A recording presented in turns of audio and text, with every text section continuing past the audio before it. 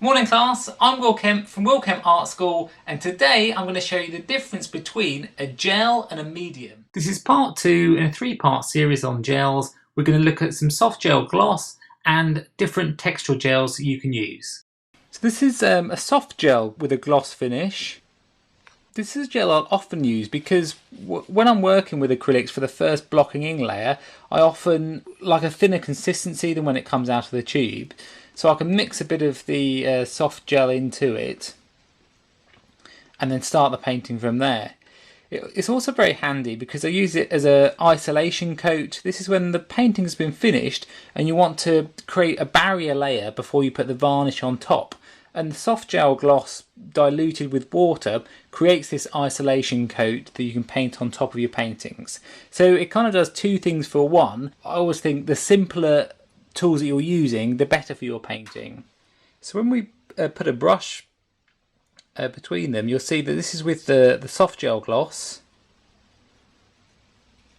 You see how you create, it goes more streaky because of course the gel has got that that texture to it. This is with the regular.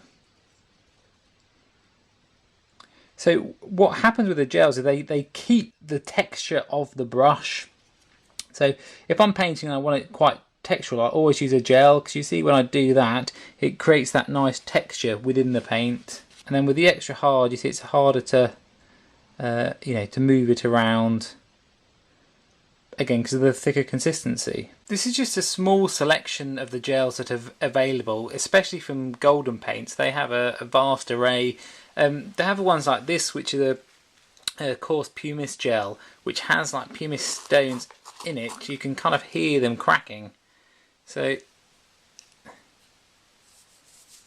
know if you can hear that. It's got like a gritty texture to it, where it's got stones that are kind of mixed in with it. You can hear it on there. So if you wanted to create say texture, if you're doing say a beach scene and you wanted sandy texture at the front, you could put this on with a palette knife, and then when it dries off you just kind of glaze on top and you'll have that lovely texture there.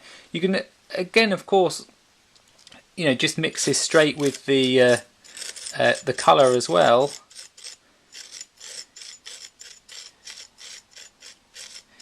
You just might have to wear ear defenders when mixing it. It's a bit hard on your ears. But you see how what's lovely about when you get the light that hits it, you get all these kind of little modules, these little effects that are on there, and it's amazing how little of the pigment you need to actually colour it to give a pretty good colour onto this gel. This is Will Kemp from Will Kemp Art School.